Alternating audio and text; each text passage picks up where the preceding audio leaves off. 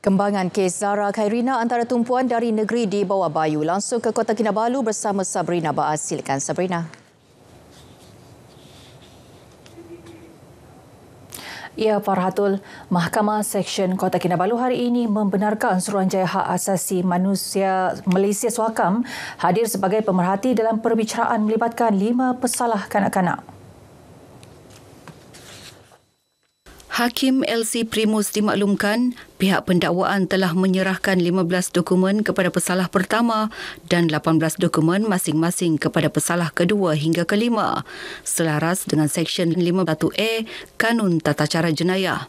Selain itu, 5 dokumen tambahan akan diserahkan pada pengurusan kes pra-perbicaraan yang ditetapkan pada 16 Oktober.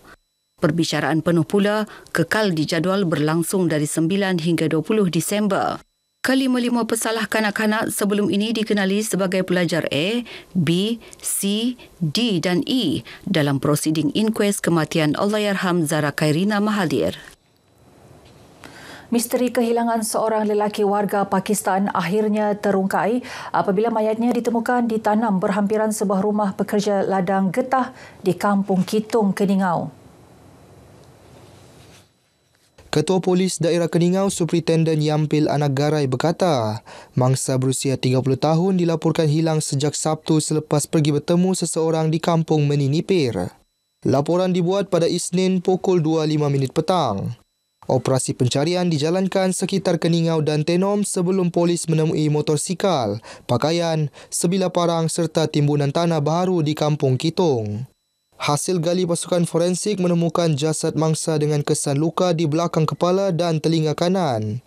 Susulan itu, polis sedang memburu suspek utama dikenali sebagai Samson Sarani, lelaki warga Filipina berusia 32 tahun yang tinggal di rumah pekerja ladang berkenaan. Pendekatan menyeluruh ringankan beban penduduk terjejas bencana. Atas dasar itu, Kementerian Pembangunan Wanita, Keluarga dan Masyarakat menegaskan akan terus hadir membantu termasuk sokongan kewangan dan kebajikan. Menterinya Datuk Seri Nancy Shukri berkata, selain bantuan kecemasan pada peringkat awal, kementerian juga memastikan penduduk mendapat penempatan sementara yang lebih selesa. Dan mereka juga dibantu oleh kerajaan negeri untuk mereka dapat dipindahkan di tempat-tempat yang bersesuaian. Jadi inilah cara kita membantu supaya mereka dapat pindah dengan keadaan yang lebih selesa.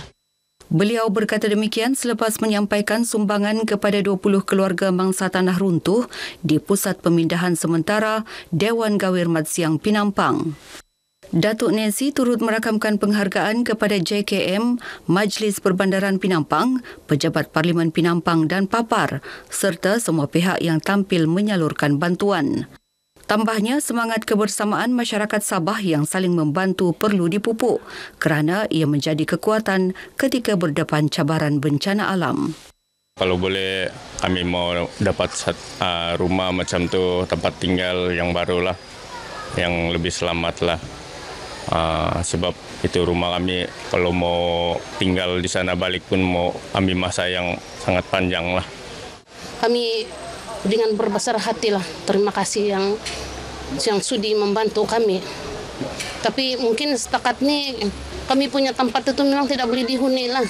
Masih dalam pembangunan, sini sana dia punya jalan raya pun retak. Mungkin kalau mau hujan kuat lagi memang tidak boleh lah. Kami tidak boleh ditinggal sana buat masa ni lah. Terima kasih banyak. Semoga kami diusahakan tempat kediaman untuk anak cucu cece saya. Pasal sekarang rumah langsung totolos terus, tiada mempunyai apa-apa lagi.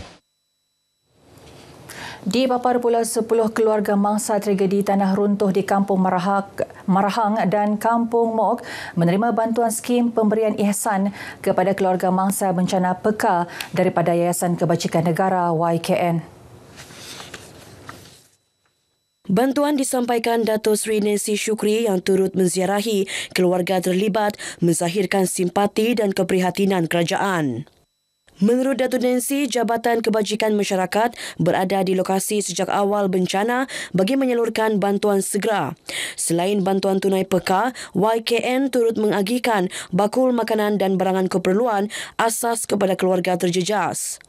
YKN juga mengalu-alukan sumbangan orang ramai dan pihak swasta dengan setiap sumbangan layak menerima resit pengecualian cukai. Bagi tujuan naik taraf fasiliti kampus, Kementerian Pendidikan Tinggi memperuntukkan RM5 juta kepada Universiti Teknologi MARA UiTM Cawangan, Sabah. Peruntukan itu akan memberi kemudahan baharu kepada pensyarah serta keselesaan kepada pelajar ketika sesi pembelajaran. Antara perkara asas termasuklah bilik-bilik kuliahnya, kemudian tu dari segi keperluan aircon yang kesesuaian dan termasuk yang lain-lain, bas yang diperlukan, 12 bas baru, perabot kolej untuk keperluan, masuklah dari segi penginapan pelajar dan sebagainya. Beliau berkata demikian selepas menghadiri program Karisma Pemimpin Muda Madani di UiTM Sabah. Dalam masa sama, Dato' Zamri menegaskan silibus pengajian di IPT perlu relevan dengan keperluan industri bagi melahirkan graduan berkualiti, berdaya saing dan menepati piawaian antarabangsa. Pasukan gabungan SMK Tawau dan SM Sains Sabah muncul juara debat generasi madani Piala Menteri Pendidikan 2025 di Putrajaya. Lebih istimewa, pasukan Sabah memukau juri dengan menyelitkan pepatah tradisi etnik dalam hujah sekaligus mengangkat identiti negeri di pentas nasional. Bese naiperin jele. Maksudnya, bertindaklah dengan kebaikan demi mengejar impian. Kejayaan manis ini turut diserikan dengan gelaran pendebat terbaik milik Anis Malaika Husni yang menerima hadiah RM1,000. Saya rasa kekuatan yang menyebabkan saya dapat menjadi pendebat terbaik itu bukanlah kekuatan individu tapi kekuatan kami selaku satu kumpulan yang sentiasa bekerjasama sehingga mendapat merangkul Johan di pentas akhir ini. Saya sebenarnya sangat bersyukur sebab saya diberikan ahli pasukan yang sangat-sangat baik, sangat-sangat memberi kerjasama sepanjang latihan dan walaupun kami daripada sekolah yang berbeza tapi itu tidak menjadi jambatan penghalang untuk kami membina satu hubungan yang baik antara satu sama lain dan membina satu kerjasama untuk menjadi satu pasukan yang hebat dalam berdebat.